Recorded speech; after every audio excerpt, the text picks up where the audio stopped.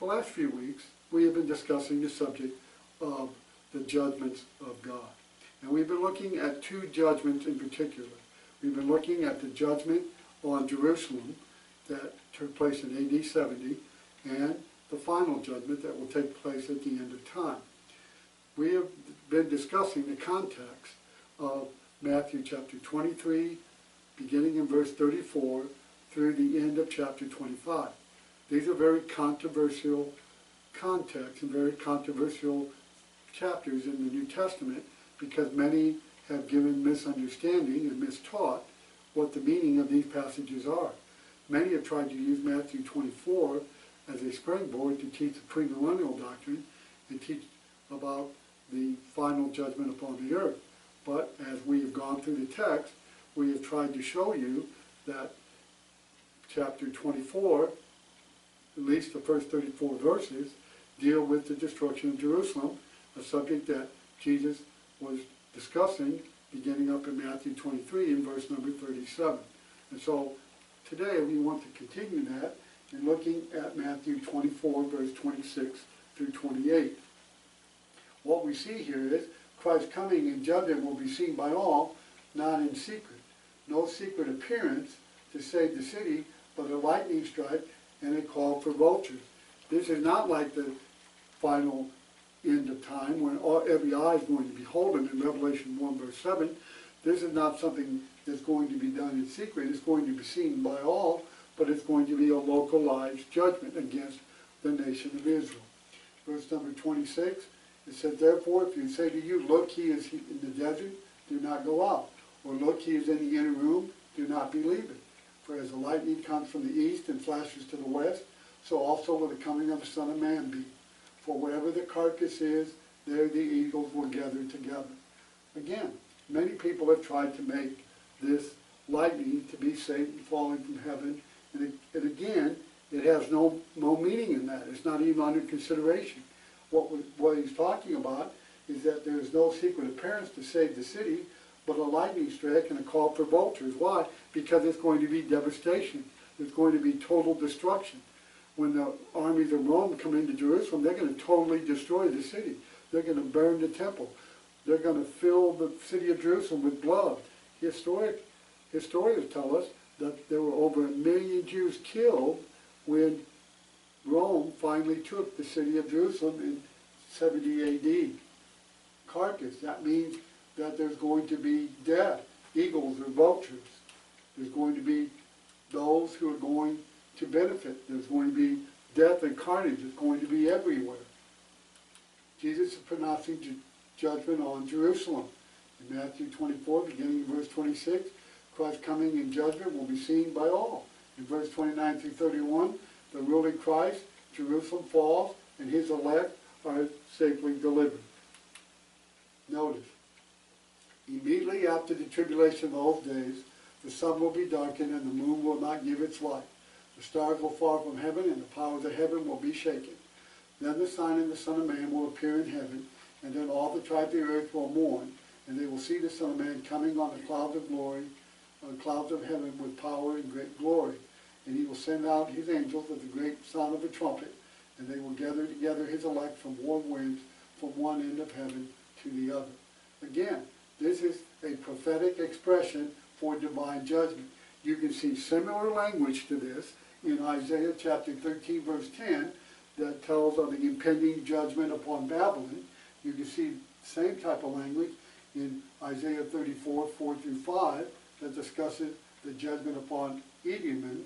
And then in Ezekiel chapter 32, 7 and 8, you can see similar language that discusses the judgment against Egypt.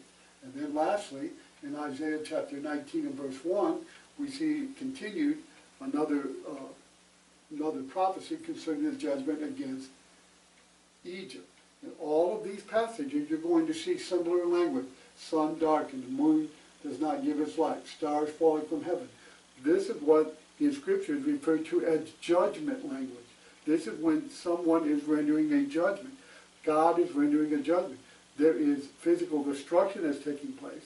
There is physical calamity coming, but this is a judgment from God for a punishment for disobedience. This is not final judgment. This is not precluding or preceding the 1,000-year reign on earth and the battle of Armageddon, all that is foolishness. All that is human theology and human religion and a misunderstanding of biblical writing and biblical text. This language is simply stating that there is going to be a judgment. God is rendering a verdict. Who's the verdict against? It's against his own nation and against his own people. Why? For their disobedience and for apostasy. And so they're being destroyed. They're going to be destroyed. They're going to face the punishment and the chastising of God because of their continuing disobeying his law, going into idolatry, and forsaking the covenant. And so he is making a judgment. These passages are prophetic expressions of divine judgment. It just means that God is behind the things that are being done. He is sanctioning it. Why? Because he is punishing the evil that his children did. Remember, God is no respecter of person. Even his own people, when they disobey him, when they become unfaithful, when they go into apostasy, and when they forsake his law, he is going to punish. And that's exactly what he did in AD 70. In verse 32 through 35, judgment will fall on the city in this generation. Now learn this parable from the fig tree. When the branch has already become tender and puts forth its leaves, you know that summer is near. So you also, when you see all these things, know that it is near, it is at the door. Now, ladies and gentlemen, this is a very important part of this text. Notice, he uses the physical illustration of a fig tree. When its branches are tender and put forth its leaves, you know that the summer is near and the fruit is going to be there very soon. In similar manner, when you see all these things, when you see these signs that he's been talking about, the abomination of desolation, the armies around the city of Jerusalem, when you see the siege pull back a little so that the elect can get out, and you see these signs, and you see this destruction all around, this is a warning for you to get out because it is at the door. And history tells us that many Christians fled the city and were spared from the destruction because when Vespasian pulled back because he had to tend to other things in other parts of the nation, before Titus came back and finished the job, they were able to get out. But these were signs. And this would happen when you see all these things. When all these things take place that we've been reading about, this is time that the time is near. The destruction is just about upon you. And if you want to survive, you're going to have to leave the city. This is why these signs were given. These signs were given as a warning. In final judgment, there are not going to be any signs. There's not going to be any telltale signs. There's not going to be any warning. It's going to come suddenly. And so there's a distinction between the destruction that happened in AD 70, the destruction of Jerusalem, and the final judgment of all time, when God will judge all nations and all men. And when final judgment, the final resurrection, and the end of time, that's going to be a very different scenario. And so there are two distinct judgments being discussed here in Matthew 24 and 25. Now, all these things, this refers back to Matthew 23, verse 36. Let's just go back and read that for a moment, just to refresh your memory. It says, "But surely I say to you, all these things will come upon this generation." This generation. It's going to happen within a period of a generation. Now, chapter 24, verse 3, and what will be the sign of the coming and the end of the age? What will the signs be? Well, he just told them what the signs will be. And this is coming on this generation. And so this judgment will fall on the city in this generation. Within one generation, the destruction of Jerusalem will take place. And indeed it did. Jesus, this is around 33 AD, and the destruction took place in 70 AD. And so this is going to be exactly a generation. And in that generation, the destruction of Jerusalem would take place. He's talking about a judgment against Jerusalem, against Israel. He's not talking about final judgment. He's not talking about the end of time. He's talking about a judgment that's coming against the nation and the people of God for their apostasy and for their disobedience. And it does happen in AD 70, in that generation. Now notice verse 34 and 35. As surely I say to you, this generation will by no means pass away till all these things take place. Heaven and earth will pass away, but my words will by no means pass away. Now notice, this generation by no means will all these things take place. This generation, all these things. What things? The things that we just talked about. The desolation of Jerusalem, the destruction of the temple, the burning of the temple, the complete siege of the city, the complete fall of Jerusalem, the fall of Judaism, the destroying of the genealogy record. All these things took place at the destruction of Jerusalem. All these things happened, and all these things will take place in that generation. All these things are fulfilled in this generation, and his word cannot fail. What does that mean? That means this is certain. It's going to happen. You can mark it down. When Jesus made this prophetic statement, it was yet in the future, but it happened exactly like Jesus said it would happen. It happened in 70 AD when Rome went into Jerusalem. It destroyed the city, burned it, burned the gates, destroyed the walls, burned the temple, took all of its artifacts out of it, and destroyed the genealogy records. And there were over 1 million Jews, according to secular history, that lost their lives in the siege and the destruction of the city of Jerusalem. Now God's Son predicted it in prophecy in Matthew 24. How sure is it? It will happen in this generation, and heaven and earth will pass away, but that is so. It is going to happen. You can mark it down. And ladies and gentlemen, it did happen. This was God's judgment against Jerusalem. This is a judgment that God's Son predicted before he died, before he ascended back to heaven. This is his prophetic prediction that is certain that in that generation would live to see that this destruction and punishment and chastening of God would take place. And indeed, nothing on earth is going to stop it, and nothing did. It happened exactly the way that God's Son said it would. This was his judgment on the city of Jerusalem and upon the nation of Israel. Now, in the first 34 verses, 35 verses of Matthew 25, it discusses the destruction of Jerusalem. And this text began, as we read, in Matthew 23, verse 34. From that verse until verse 35, that has to do with the destruction of Jerusalem and God's prophetic prophecy that the destruction is coming with signs and warnings so that the elect could get out and that they could flee and run. But there is something very distinctly different about the final judgment. There are not going to be any warning signs. There's not going to be any time to flee. There's going to be nowhere to flee to. And it's not going to be done just upon one nation, upon one group of people. The destruction of Jerusalem centered around the Jews. It centered around the nation of Israel, and it destroyed the lineage, it destroyed the genealogies, and it destroyed Judaism for good. For good, it was taken out of the way. Now, I understand that the Jews still believe that they're God's chosen people, and they still practice Judaism, and they're still Jews, not only in Israel, but all over the world. But yet, they cannot follow their religion entirely, because one thing they would need their genealogy records, and they were destroyed at the destruction of Jerusalem in AD 70.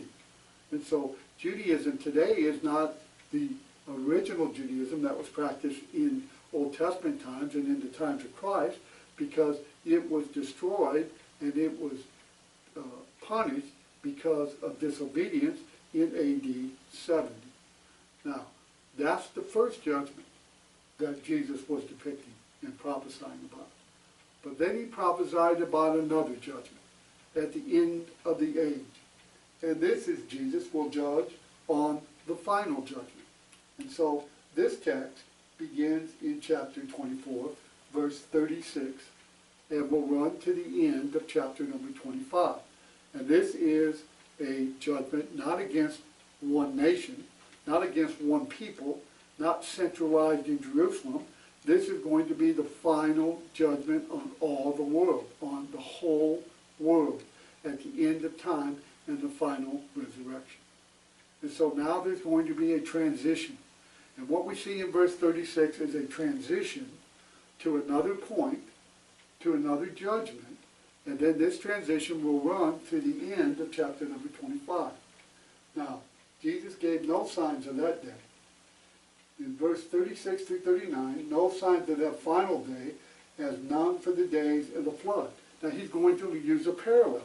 He's going to use an illustration of why this judgment is going to be like another judgment that God made when he destroyed the world in the days of Noah, when the world became wicked and their heart was evil continually.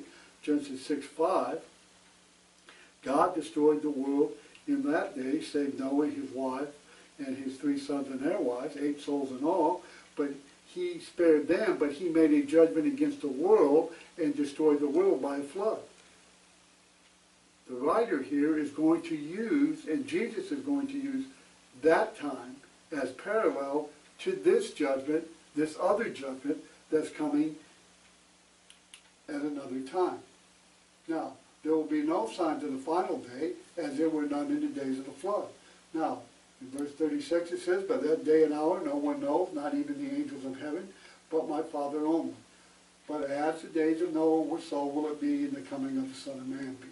For as in the days before the flood, they were eating and drinking, marrying and giving in marriage, until that Noah entered the ark, and did not know until the flood came and took them all away, so will be at the coming of the Son of Man. Now notice, that day and hour no one knows. No one knows save the Father. The Father is the only one that knows. This is final judgment. This is singular day and hour. It's not talking about a general time. It's talking about a singular day, a singular hour. And no one knows. No one knows that day. This is talking about a specific point in time. And no one knows that except the Father in heaven. The judgment against Jerusalem was plural in those days. In those days, it was a time frame. Okay, go back and read 24:19, 22, and 29. In those days, this is a day and an hour. This is talking about a specific moment in time when there's going to be another type of judgment. Something else to consider, he uses Noah as an example of this similar judgment. As a day they were eating and drinking. What's he talking about? For 120 years, Noah was building the ark. During that time, 1 Peter 2 verse 5 tells us that he was preaching righteousness. He was trying to get them to repent and to turn to God, but they would not listen. But as life was continuing, life was going on. They were marrying, they were giving in marriage, they were eating, they were drinking. Life was going on as normal. No one thought anything was going to change. And then God commanded Noah and the animals to go into the ark. He commanded him to take his family, take the wives, take the sons, take his wife, take the animals, take all the things that they had given for provisions, to go into the ark, and then God shut the ark. God shut the ark. What was happening outside the ark? They were eating, they were drinking, they were marrying, they were giving in marriage, and they did not know. They did not comprehend or understand that the end was coming upon them. It was going as every day. Every day was going like every other day. And then the rains came. God broke up the fountains of the deep under the earth, opened the windows of heaven. The rain came from above and it came from underneath. And it began to consume the earth and began to cover the earth with water. But it was sudden. There was no sign. There was no warning. It happened in a day that everything was going as it went every other day. Now why would he use this as an illustration? Because the same thing's going to happen in final judgment. In final judgment, there's not going to be any signs. There's not going to be any warning. There's not going to be a 2-minute warning. There's not going to be an alarm sound. When the final judgment comes upon the earth, when the end of time happens, and when the final resurrection takes place, there is going to be when everything appears to be normal, when life is going on as it always does. and then there's going to be a sudden ending to time into life. That's the parallel. Now this is much different than the judgment we earlier read about that's going to happen in Jerusalem. Because there's going to be signs and times. And there's going to be warning. And there's going to be opportunity to flee. And it's going to happen in a set period of days. But this is going to happen in a day and hour that no one knows. And so this judgment is parallel to the day of the judgment God brought upon the world in the days of Noah. Sudden, unexpected. And it's going to be final. This is exactly the judgment that God is talking about. It is final judgment. It is not the judgment of Jerusalem. Jesus gave no signs in that day. Verse 41. Sudden separation of saints and sinners. Then there shall be two in the field. One shall be taken, the other left. Two women shall be grinding at the mill. One shall be taken and one left. What this means? There's going to be a separation made. There's going to be a division made. Some are going to be with God. Some are going to be punished. There's going to be a separation made. No one's running. No one's fleeing. There's no signs of that day. And there's going to be a sudden separation between those that are righteous and those that are unrighteous. God's going to do that in judgment. He's going to judge all men, and there's going to be those who are righteous, and there's going to be those who are unrighteous. There's going to be those who are saved, and there's going to be those who are lost. There's going to be a division made, and it's going to happen on this final judgment. There was no such division made in the destruction of Jerusalem. Remember, he said, if you're in the mountain, if you're fleeing the mountains, don't return to your house. If you're in the field, don't try to go back home. But it won't matter now. It won't matter because there's going to be a separation of saint and sinner. Romans made no such separation in AD 70, for the ground did nowhere appear visible for the dead bodies that lay on it. They made no distinction when they destroyed Jerusalem. They destroyed everyone that was in the city. They didn't make a distinction between this group or that group. They didn't do that. Why? Because it was a total destruction. The time to flee, the time to avoid the destruction was when the armies pulled back and they could get out. But those who refused to do so and believed that God would not let the city fall, they were doomed and they died in the onslaught. But in this judgment, there's going to be a separation made. That is a very important distinction, ladies and gentlemen.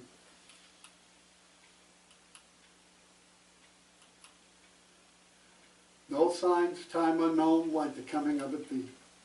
Notice the language. Watch therefore, for you do not know what hour or day your Lord is coming. But know this, that if the master of the house had known what hour the thief would come, he would have watched and not allowed his house to be broken into. Therefore you need to be ready, for the Son of Man is coming in an hour that you do not expect. Notice, there's no sign. The time is unknown. It's going to come like a thief. It's going to come in an hour and a day. Judgment on Jerusalem was in those days. There were signs.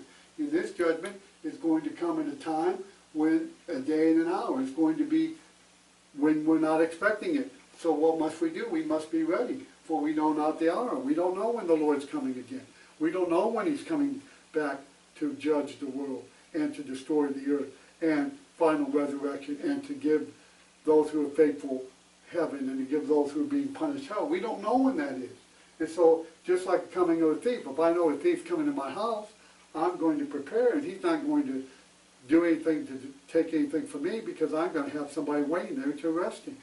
A thief doesn't tell you when he's going to break in, and the Lord's not going to tell us when he's coming again. That's going to be something that no one knows except the Father. And always be ready for the final judgment. Who then is faithful and wise servant? Who is his master may rule over his household to give them food in due season? Blessed is that servant whom his master, when he comes, he finds so doing. Surely I say to you that he will make him ruler over his good. You see, the faithful is going to be rewarded. Why? Because he's going to be ready. He's going to be ready. He's going to be ready for judgment. Whatever it is, he's going to be a faithful servant, a faithful steward, and God is going to reward his faithfulness because he was ready and he was wise and he was faithful. But if that evil servant says in his heart, my master is delaying his coming, and begins to beat his fellow servant, and to eat and drink in the drunkards, the master of that servant will come on a day that he's not looking for him, and an hour that he's not aware of, and will cut him in two and appoint him is portioned with the hypocrites, where there will be weeping and gnashing of teeth. Notice, in this judgment, it's going to come in a day and an hour. It's evil that's delaying. Oh, the sun came up today, it'll come up tomorrow. He's not coming. And so things continue as creation. 2 Peter 3 talks about that. And so he's delaying his coming. So what does he do? He begins to do evil. And so he's going to punish his evil servant. Why? Because the master's going to come on a day, an hour that he doesn't know. Again, final judgment is singular, a day and an hour. Not talking about both days, talking about a singular day and an hour. And he's coming suddenly. And he's going to punish the wicked servant. And he's going to cut him in two. And he's going to appoint him a portion with the hypocrites, where there's weeping and gnashing of teeth. The weeping and gnashing of teeth, that is synonymous with everlasting punishment. That is a term that is always synonymous with everlasting punishment. God is going to destroy the wicked. He is going to give them their due. Why? Because they were not prepared, because they were not faithful, because they were unworthy, because they did not believe him. And so they are going to be punished. And so there's going to be a distinct difference in this judgment, because there's going to be a separation made between sinner and saint. The righteous and the faithful are going to be rewarded. The unjust and the evil are going to be punished. This is talking about a different type of judgment. And so, what we see here and we'll stop here for today, what we see is that this is depicting a different type of judgment. Beginning in verse 36 to the end of chapter 51 of chapter 24, this is final judgment, where the righteous will be rewarded and the faithful, and the one who's unprepared, and the one who's been evil, and the one who has not served their Lord, they're going to be punished. And there's going to be a separation made at this particular judgment. And so it's up to us to prepare. It is up to us to be ready. And so, listener, I want you to carefully, next week, study chapter 25.